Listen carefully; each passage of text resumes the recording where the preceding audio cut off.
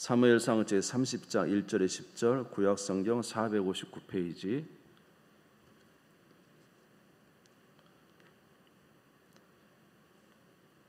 사무엘상 30장 1절에 10절 찾으신 줄 알고 봉독하겠습니다. 다윗과 그의 사람들이 사흘 만에 시글락에 이른 때에 아말렉 사람들이 이미 네겝과 시글락을 침노하였는데 그들이 시글락을 쳐서 불사르고 거기에 있는 젊거나 늙은 여인들을 한 사람도 죽이지 아니하고 다 사로잡아 끌고 자기 길을 갔더라. 다윗과 그의 사람들이 성읍에 이르러 본즉 성읍이 불탔고 자기들의 아내와 자녀들이 사로잡혔는지라. 다윗과 그와 함께한 백성이 울 기력이 없도록 소리를 높여 울었더라. 다윗의 두 아내 이스라엘 여인 아히노암과 갈멜 사람 나발의 아내였던 아비가일도 사로잡혔더라. 백성들이 자녀들 때문에 마음이 슬퍼서 다윗을 돌로 치자 하니 다윗이 크게 다급하였으나 그의 하나님 여호와를 힘입고 용기를 얻었더라.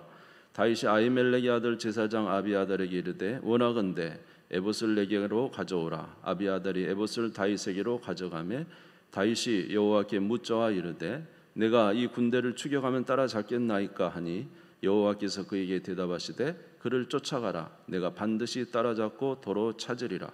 이에 다윗과 또 그와 함께한 600명이 가서 부솔 시내에 이르러 뒤떨어진 자를 거기 머물게 했으되 곧 피곤하여 부솔 시내를 건너지 못하는 200명을 머물게 했고 다윗은 400명을 거느리고 쫓아가니라. 아멘. 할렐루야. 네, 칭찬할 분이 몇 분 계시네요. 여기 앞쪽에 앉은 김선미 권사님 칭찬해야 되고 우리 최연희 집사님 앞쪽에 앉아서 너무 감사해요. 네, 우리 김영희 권사님도 감사하고 네, 뒷자리를 너무 좋아하시는 것 같은데 되도록이면 앞자리로 오시면 좋겠습니다. 아멘 하시기 바랍니다. 제가 실은 여기서 이렇게 강단에서 이 앞에도 상당히 멀거든요. 그래서 이제 사실 여러분들과 가까이 이렇게 지내면서 뭐 지내는 게 아니라 가까이 이렇게 하면서 함께 예배드리면 참 좋겠다 그런 생각이 드는데 앞자리도 있는데 이렇게 뒤로 가시니까 보기는 좋아요. 이렇게 마주 보기는. 그런데 좀 너무 간격이 좀 멀어서 여러분 되도록이면 앞자리 오셔서 함께 예배드리는 우리가 되기를 바랍니다. 고맙습니다. 지난주에 우리가 지혜로운 삶은 어떤 삶인가에 대해서 한번 생각을 했습니다. 지혜로운 삶은 큰 일이나 작은 일이나 똑같이 신중해야 된다. 지난주에 그렇게 말씀을 드렸고요. 또 큰 자나 작은 자나 똑같이 우리가 신중하게 대해야 된다. 그래야 우리의 인생에 참된 지혜가 있을 수 있다고 지난주에 말씀을 드렸습니다. 오늘도 지혜로운 삶은 어떤 삶인지를 다시 한번 다윗의 삶을 통해서 또 한번 알아보도록 하겠습니다. 다윗은 그가 이제 골리앗을 죽인 이후에 사울왕과 함께 지냈는데 사울왕이 다윗을 참 죽이려고 참 많이 이제 고통스럽게 했습니다. 이유는 사람들이 사울이 죽인 자는 천천히요 다윗을 죽인 자는 만만히로다 이렇게 했기 때문에 시기심이 일어나서 다윗을 죽이려고 했죠. 다윗은 이 사울을 피하여 다니다가 참 미친 척하기도 하고요. 참 죽을 위기에 처하기도 하고 가까스는 하나님의 은혜로 이제 살아났는데 도저히 안 돼서 이제 부모님을 모압 땅에다 모셔놓고 이제 그 근방에 있는 한 요새에서 하나님 앞에 간절히 기도했습니다. 그랬더니 하나님께서 뭐라고 말씀하시냐면 너가 여기 머물러 있어 이게 사울을 피하여 다니지 말고 담대하게 유다 땅으로 들어가라는 거예요. 사울이 너를 죽이려고 할지라도 두려워하지 말고 그 유다 땅으로 들어가서 내가 너에게 지시하는 삶을 살라 이렇게 말씀을 하십니다.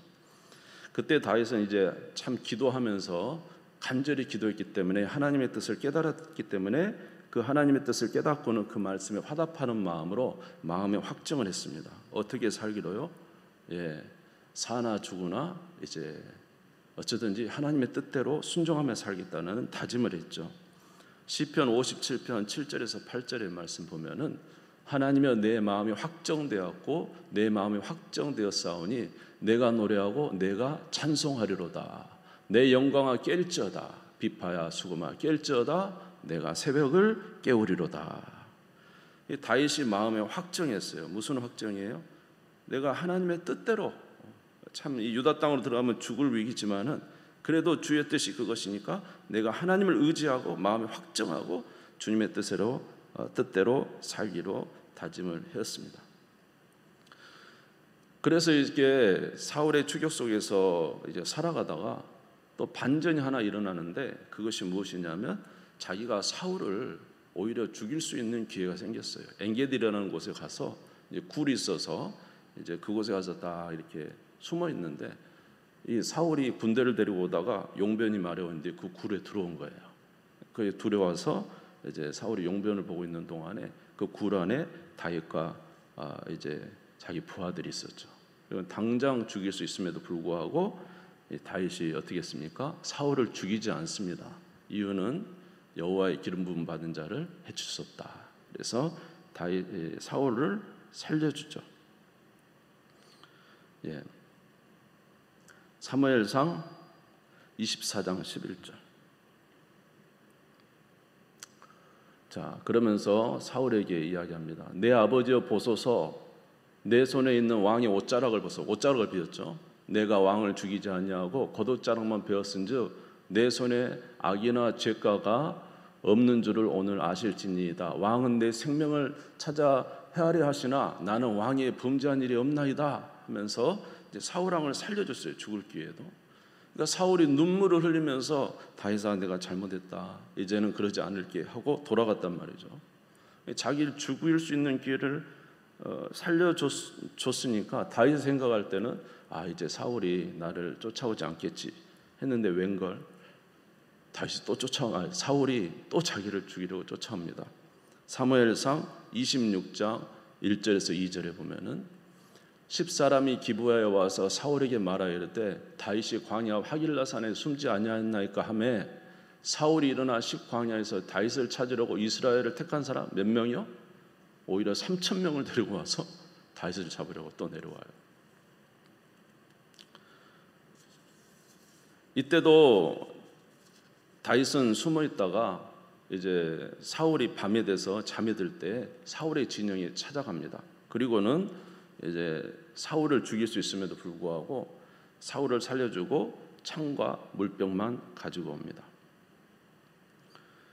그럼 사무엘상 26장 21절 22절 한번 볼게요.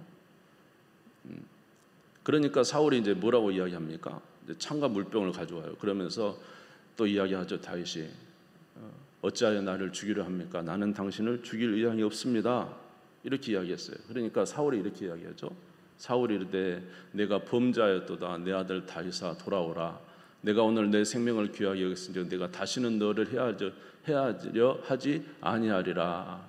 내가 어리석은 일을 하였으니 대단히 잘못되었도다 하는지라. 다윗이 대답하였되 왕은 창을 벗어서 한 소년을 보내어 창을 가져가게 하소서.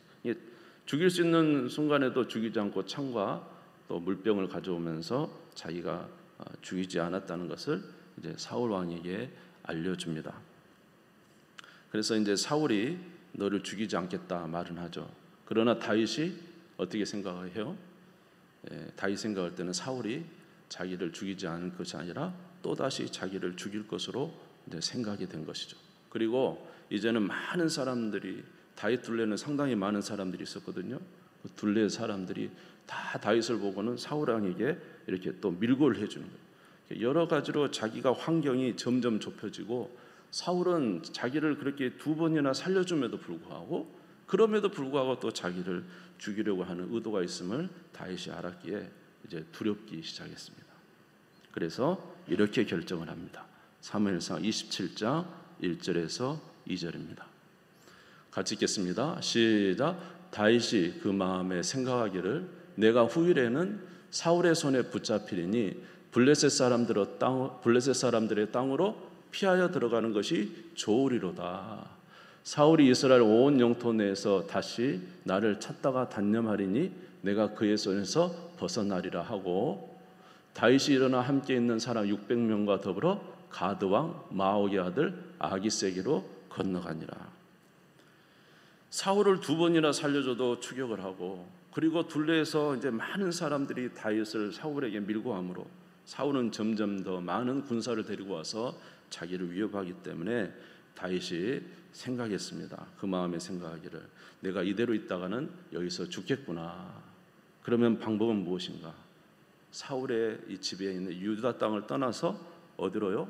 그 옆에 있는 블레셋으로 가는 것이 낫겠다. 그리고는 600명을 데리고 이제 블레셋으로 갔습니다. 자기의 생명을 보존하기 위해서요. 그런데 여러분, 블레셋으로 갔을 때 다윗이 편했을까요?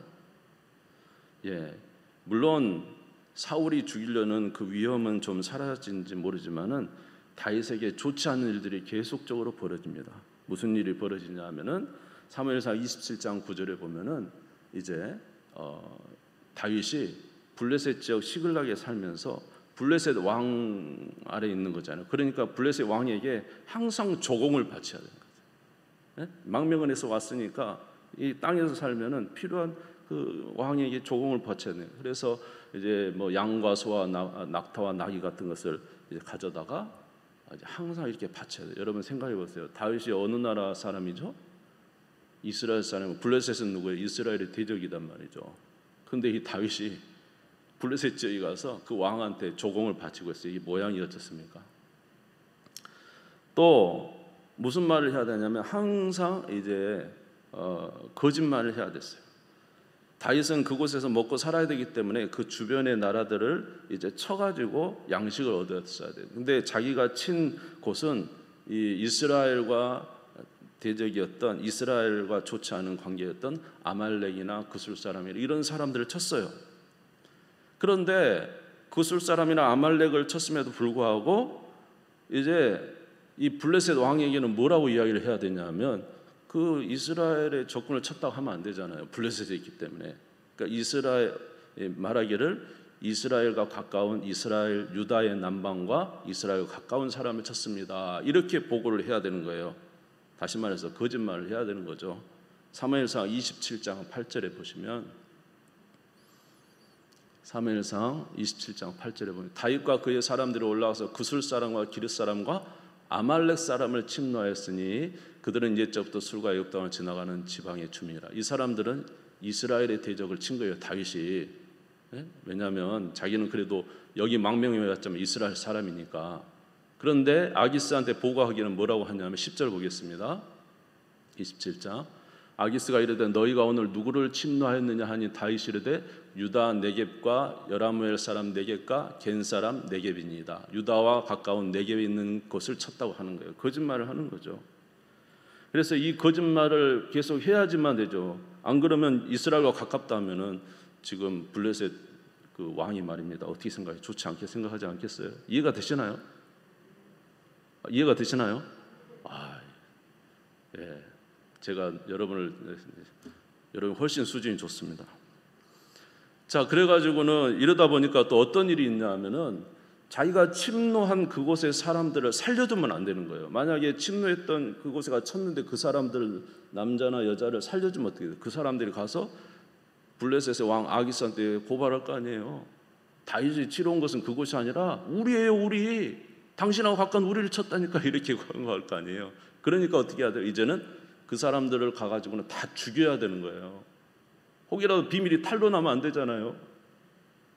사무엘상 27장 11절에 보면은 다윗이 그 남녀를 살려서 가드로 데려가지 않는 것은 그의 생각에 그들이 우리에게 대하여 이르기를 다윗이 행한 일이 이러하니라 하여 블레셋 사람들의 지방에 거주하는 동안에 이같이 행하는 습관이 있었다 할까 두려워하였기 때문에 사람들을 죽여야 돼요.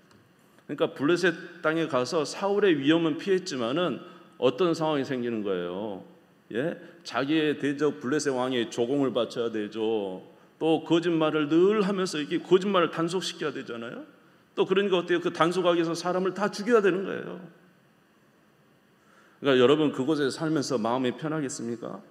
얼마나 이 거짓말이 발각될까 봐 위태하고 불안하고 불편한 마음으로 그렇게 살고 또 무엇보다도 무슨 마음이 들었을까요? 하나님 앞에 늘 죄스러운 마음이 들었겠죠. 다윗과 같은 사람에는 죄스러운 마음이 들지 않았겠습니까? 그리고 이렇게 하고 있는데 놀랍게도 그 아기스 블레셋 왕 아기스가 뭐라고 하냐면 우리 이제 이스라엘과 전쟁하러 가는데 너는 우리와 함께 가자라는 거예요. 블레셋 왕이 뭐라고요? 우리가 이스라엘과 전쟁하려고 하는데 너는 나와 함께 가자. 무슨 말이에요?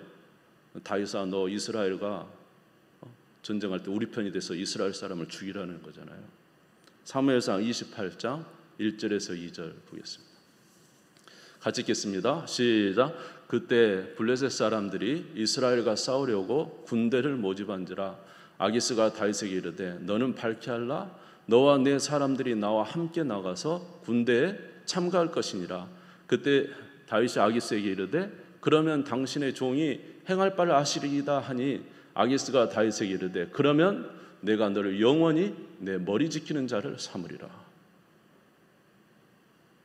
다윗아, 너 우리 이스라엘과 전쟁한 나와 함께 가자. 그랬더니 다윗이 그러면 제가 그 전쟁에 나가서 무엇을 할까요? 너는 내 머리 지키는 자.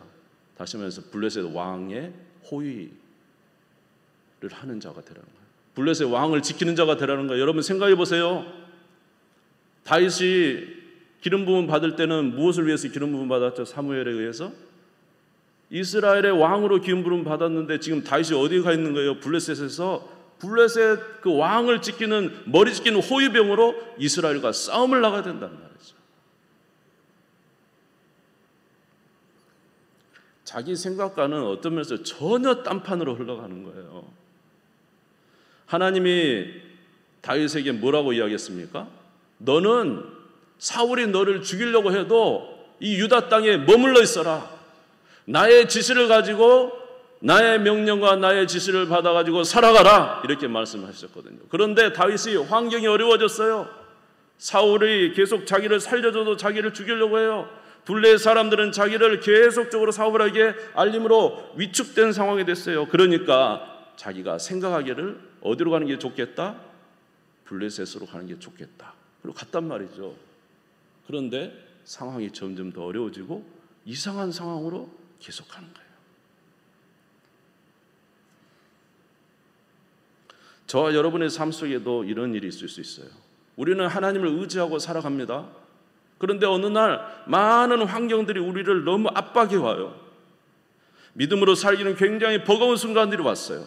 그래서 우리는 때때로 하나님을 의지하던 믿음을 내려놓고 나의 생각을 쫓아 갈 때가 있지 않습니까? 우리가 잘 아는 룻기의 나오미도 마찬가지죠. 베들레헴에 사는 엘리멜렉과 그의 아내 나오미는 베들레헴의 부유한 사람이었어요. 유명한 사람들이었어요. 그런데 베들레헴에 흉년이 들었어요. 더군다나 둘레 이방 민족이 그때 당시 사사 시대니까 얼마나 쳐들어와서 그들을 괴롭힙니까? 보니까는 환경도 굉장히 좋지 않고 먹을 것도 이제 없어져 가고 이렇게 하니까 어디로 갑니까? 모압 땅에 가서 살면은 평안하겠지 하고는 엘리멜렉이 자기 아내와 두 아들을 데리고 모압 땅에 가서 살았는데 거기 가서요 웬걸 어떻게 됐습니까? 자기 남편 죽고 두 아들 죽고 그리고 빈털터리가 돼서 돌아오게 됐잖아요. 다윗의 시련은 이뿐만 아닙니다. 그래서 이스라엘과 전쟁하러 가려고 하는데 하나님께서 놀랍게 역사하셔서 어떻게 역사하시냐면 이스라엘의 블레셋은 5 이제 지역이 돼 있어요. 연합군.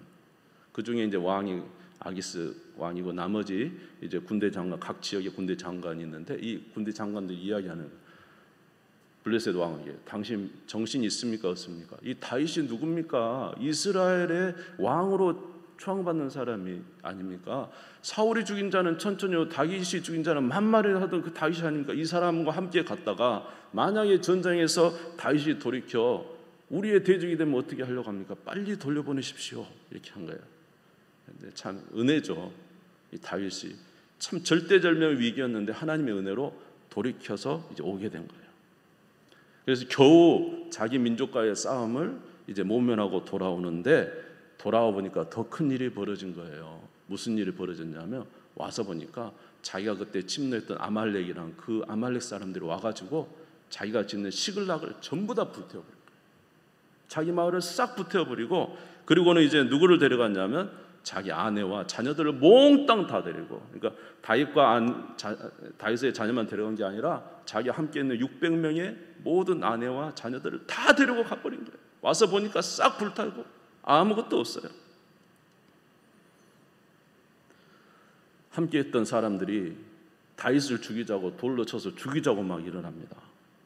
다윗이 이제 완전히 절대절명해. 자기도 지금 자녀와 아내를 잊어버려서 슬픔 가운데 있는데 함께 있는 자들이 돌을 쳐서 다윗을 죽이자고 해요. 그렇게 위기에 처하게 되자 다윗이 어떻게 합니까? 그제서야 하나님을 찾습니다. 사무엘상 30장 1절에서 4절 같이 한번 읽을까요? 시작. 다윗과 그의 사람들이 사흘 만에 시글락에 이른 때에 아말렉 사람들이 이미 네겝과 시글락을 침노하였는데 그들이 시글락을 쳐서 불사르고 거기에 있는 젊거나 늙은 여인은 한 사람도 죽이지 아니하고 다 사로잡아 끌고 자기 길을 갔더라. 다윗과 그의 사람들이 성읍에 이르러 본즉 성읍이 불탔고 자기들의 아내와 자녀들이 사로잡혔는지라. 자, 이런 상황이 돼. 그러니까 그때 드디어 이제 다윗이 어떻게 했습니까? 사무엘상 30장 6절에서 8절 같이 한번 또 다시 한번 읽겠습니다. 시작. 백성들이 자녀들 때문에 마음이 슬퍼서 다윗을 돌로 치자 하니 다윗이 크게 다급하였으나 그의 하나님 여호와를 힘입고 용기를 얻었더라.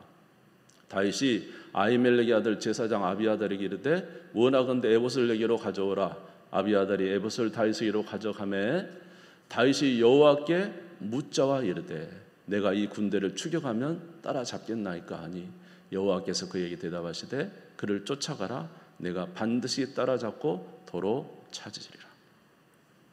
여러분, 다윗이 왜 유다 땅에서 블레셋으로 왔습니까? 그 목적은 자기 가족을 돌보기 위한 거예요. 자기를 위해서도 하지만 자기와 함께한 가족을 돌보기 위해서 블레셋으로 온 거예요. 그런데 블레셋에 와서 보니까 어떻게 해요? 다 잃어버렸잖아요. 자기가 가지고 있는 소유물이 다 불타버리고 아내와 자녀까지 다 빼앗겨버렸잖아요. 그리고는 자기와 함께 있는 사람들이 돌을 들러 다윗을 죽이려고 했다는 거죠. 자기 생각처럼 되지 않은 거예요. 안전하기 위해서 왔던 그곳이 안전하지 않은 거예요. 그때에서 누구를 찾습니까? 하나님을 찾으며 물어봅니다. 여호와께 여짜와 이르되 에봇을 가져와라. 제사장에게 에봇을 놓고 하나님 앞에 기도하죠. 하나님, 제가 어떻게 하면 제가 쫓아가면 만날 수 있겠습니까? 그랬더니 하나님께서 다윗에게 응답하세요. 쫓아가라고. 그러면 다 쫓아가서 반드시 다 취해서 올 것이라고. 이제 내용이 너무 많기 때문에 자세한 내용은 말씀드리지 않습니다. 결국은 다 찾아옵니다. 사무엘상 30장 16절에서 19절을 보겠습니다.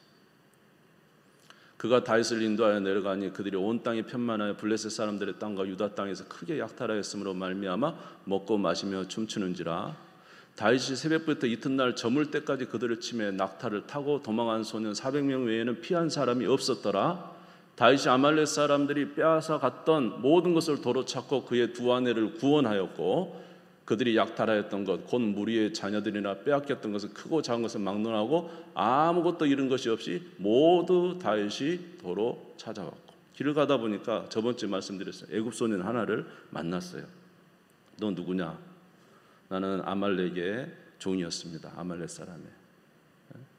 그가 나를 버렸습니다. 우리는 옛날에 얼마 전에 시글락을 불태웠습니다. 다윗이 깜짝 놀랐죠. 이 아이한테 그러면 아말렉이 어딘지 알려주겠느냐? 아이가 나를 살려주면 알려주겠습니다.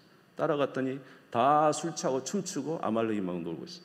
아침부터 저녁까지 쳤어요. 그리고는 다 찾아왔어요. 누가 도와주셨죠? 누가 도와주셨죠? 여호와께 묻자와 가로되 하나님이 도와주셨잖아요. 하나님이 도와주셨잖아요. 할렐루야. 여러분, 지혜로운 삶은 환경을 보고 두려워하면서 환경을 따라 살아가는 삶이 지혜로운 삶이 아닙니다. 환경을 따라서 환경을 보면서 따라가는 삶은 결코 지혜로운 삶은 아니에요. 진짜 지혜로운 삶은 아무리 환경이 어려워도 그와 함께 계시는 누구를 의지함으로 하나님을 의지함으로 신뢰하며 믿음의 길을 살아가는 것이 지혜로운 삶이에요. 그래야 하나님이 함께 해주시죠. 그래야 하나님이 지켜주시죠. 여러분, 베드로가 풍랑을 만나서 제자들과 함께 얼마나 그 어려운 상황이 있었어요. 근데 예수님이 저기서 물 위를 걸어오시잖아요. 베드로가 너무 기뻤어요. 그래서 예수님께 말, 예수님 저 물 위를 좀 걸어서 예수님께 오라고 말씀해 주십시오. 예수님이 와라. 베드로가 신났잖아요. 그래서 배에서 내려 풍랑이는 바다에 물 위를 걸어갔습니다. 예수님을 바라볼 때는 물 위를 걸었다니까요. 아멘 해주세요. 물 위를 걸었어요. 그런데 갑자기 풍랑 소리가 들려와요. 파도 소리가 들려와요. 보니까는 파도가 넘실대고 있어요. 눈을 예수님께로 향하다가 파도를 보기 시작했습니다. 바람을 보기 시작했습니다. 그때부터 물에 빠져들어간 거예요. 그러니까 예수님이 얼른 가서 손을 잡아 일으키시면서 믿음이 작은 자여 왜 의심하였느냐. 여러분들이 하나님을 믿고 하나님을 신뢰하며 살아가고 계시죠? 왜 믿음이 작아서 흔들립니까? 왜 세상 것을 보면서 흔들립니까? 누구를 의지하시라고요? 지혜로운 삶은 끝까지 하나님을 신뢰하고 환경의 어려움을 주님과 함께 믿음으로 환경을 극복하는 삶이 진짜 복된 삶이지. 아멘? 주님이 그것을 원하시는 것이지. 언제나 환경이 떠밀려 이리 흔들 저리 흔들 하는 삶은 결코 우리에게 좋은 삶이 아닌 것입니다. 고린도전서 1장 25절 보겠습니다. 하나님의 어리석음이 사람보다 지혜롭고 하나님의 약하심이 사람보다 강하니라. 우리가 생각할 때 하나님의 방법대로 삶은 어리석은 것 같죠? 그러나 사람보다 지혜롭습니다. 아멘. 하나님이 볼 때 하나님 뜻대로 삶은 약한 것 같죠? 날마다 참 믿음으로 사는 거 쉽지 않아요? 그러나 그게 바로 강한 삶이라고 그랬어요. 잠언서 1장 7절 보겠습니다. 여호와를 경외하는 것이 지식의 근본이거늘 미련하는 자는 지혜와 훈계를 멸시한다. 여호와를 경외하는 것이 지식의 근본인데 여호와를 경외하지 않죠. 시편 37편 5절에서 6절에 보면은 내 길을 누구에게 맡기라? 여호와께 맡기라. 그를 의지하면 그가 이루시고 내 의를 빛같이 나타내시며 내 공의를 정오의 빛같이 하시리로다. 주님을 의지하는 저와 여러분 되시기를 주의 이름으로 축원합니다. 여러분은 지혜로운 삶을 살아가고 있습니까?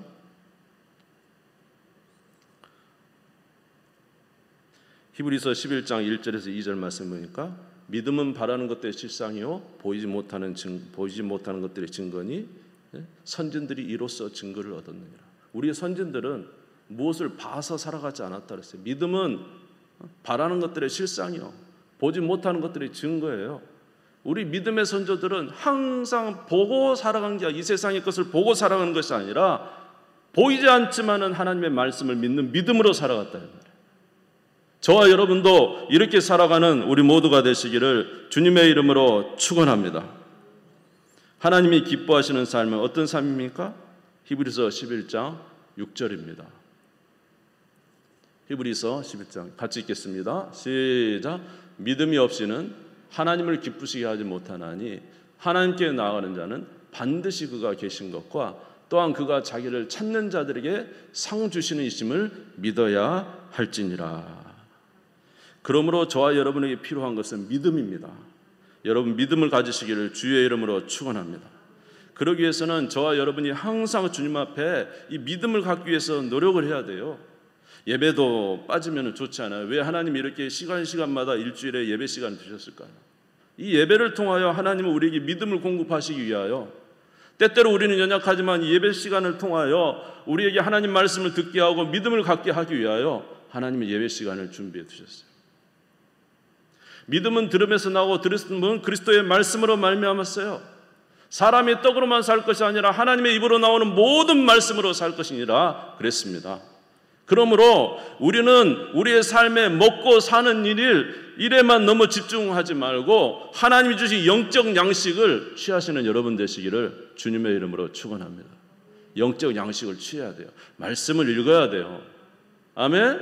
말씀을 보세요. 믿음의 사람들이 어떻게 살아갔는지. 우리는 어떻게 생각하면 다윗의 삶이 마땅해요. 그 어려운 삶이니까 블레셋 피하는 게 맞죠. 그러나 하나님은 아니다는 거예요. 하나님이 원하는 삶은 그런 삶이 아니라는 거예요. 하나님의 원하는 삶은 믿음으로 담대히 살아가는 삶을 원하신다는 거예요. 여러분, 이런 삶을 살아가는 저와 여러분 되시기를 주님의 이름으로 축원합니다. 그리고 무엇하는 삶일까요? 기도하는 삶이죠. 하나님 저의 연약함을 아시지 않습니까? 그렇지 않습니까? 우리는 연약하잖아요. 사실 환경이 오면은 얼마나 연약합니까? 그러니까 기도해야죠. 기도해서 하나님, 주님이 원하는 삶을 살게 해주세요. 지금 주님이 원하는 삶은 참 힘들어요. 사울과 함께 대면하면서 그런 죽음의 위기를 맞대면서 살아가는 삶은 힘들어요. 그러나 그것이 하나님이 함께 하시는 삶이고 우리의 삶의 진정한 평강이라는 거죠. 예수님 말씀하셨죠. 담대하라, 내가 세상을 이기었노라. 우리 주님을 의지하고 사는 삶이 복된 삶이에요. 잠시는 피하니까 좋은 것 같죠. 그러나 피하는 삶은 나중에 더 큰 어려움을 우리에게 유발한다는 것이죠. 그러므로 오늘 저와 여러분이 믿음으로 살지 않아도 된다? 아닙니다. 한번 따라서 해보세요. 믿음으로 살지 않는 것은 위험하다. 여러분, 믿음으로 살지 않으면 괜찮은 것 같죠? 아니에요. 믿음으로 살지 않는 게 우리에게 더 큰 위험을 가져올 수 있어요. 우리는 어떤 의미에서 마음을 다하고 뜻을 다하고 힘을 다해서 여호와 하나님을 사랑하고 그분을 의지함으로 믿음을 살아가는 삶을 우리가 살아가야 되는 거잖아요. 그렇게 할 때 하나님이 우리에게 은혜를 베풀어 주시죠. 그리고 늘 주님께 묻는 일을 습관하시기 바랍니다. 아무리 작은 일이라도 하나님께 물어보세요. 아멘? 하나님께 물어보세요. 이러면 아마 하나님께 여쭤보세요. 오늘 당장 이 일이 마땅하다고 생각할지라도 한번 주님께 여쭤보시고, 주님, 이것을 주께서 정말 원하십니까? 주님은 우리와 또 다른 생각을 가지고 계실 수가 있어요. 할렐루야. 고린도전서 6장 19절 한번 보고 마치겠습니다. 고린도전서 6장 19절 같이 한번 읽겠습니다. 시작. 너희 몸은 너희가 하나님께로부터 받은 바 너희 가운데 계신 성령의 전의를 알지 못하느냐? 너희는 너희 자신의 것이 아니라. 우리는 뭐라고요? 우리 몸이 성령의 전이에요. 무슨 소리예요? 우리 안에 하나님의 영이신 성령이 계시는데 왜 그분께 물어보지 않을까? 왜 그분과 의지하며 살지 않을까? 하나님의 약한 것이 사람의 모든 것보다 훨씬 더 지혜로운데 왜 하나님을 신뢰하며 그분에게 의지하지 않는가? 주님은 우리에게 오늘 주님을 신뢰하며 사는, 다윗을 통해서 깨달을 수 있는 유일한 것은 진짜 영적인 사람은 하나님께 늘 묻고 하나님을 의지하고 하나님과 함께 사는 삶이었어요. 힘들고 어려워도 하나님과 함께 사는 삶은, 그것이 하나님께서 기뻐하시는 삶을 다윗의 일세기를 쭉 보면서, 특별히 사무엘상을 이제 우리가 새벽일이 보고 있는데 보면서 느끼는 것은, 하나님이 원하는, 진짜 하나님 원하는 하나님 백성의 삶은 늘 하나님께 물으며 하나님을 의지하고 하나님을 통하여 살아가는 삶이구나. 그것을 우리에게 가르쳐주기 위해서 다윗을 이렇게 하나님이 연단시키시면서 우리의 예시로 보여주고 있구나, 그런 생각을 하게 됐습니다.